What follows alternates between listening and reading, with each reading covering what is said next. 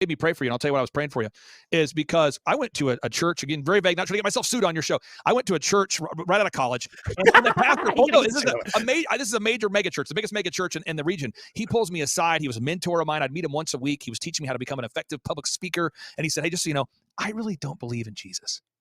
And I remember thinking, bro, do not say that to me. You are like the pastor of the largest church. He says, oh, I'll be announcing it soon. So he did.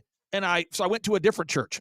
I go to a different church, and by the way, that guy's life was made into a Netflix movie. So I go to another church, and one of my buddies says, dude, just so you know, the pastor, who's 45, is definitely banging a 19-year-old babysitter. And I know this because I know her. And I'm like, no way. And it happened again. And so what happens, I kept putting my faith in pastors and not my faith in the Bible. So now if I had to describe my faith today is I read the Bible obsessively, and I really don't have a whole lot of time for this weird, bizarre pyramid scheme where the pastor says, if you donate to me, then I'm going to give you a tenfold return, or I don't do the whole thing where I'm going to go find a pastor or a priest and say, hey, let me confess to you, another man, all of the sins that I have, so therefore you can blackmail me and blame. I don't do all that. I mean, I can just tell you what I've found on the Reawaken Tour, specifically over the past 3 years, is I have met the best and worst pastors simultaneously. But what I have found is if you open your Bible to Matthew 5:10 through 11, it says, blessed are ye who are persecuted for righteousness' sake, for ye shall inherit the kingdom of heaven. So I can just, here's my little filter for everybody out there.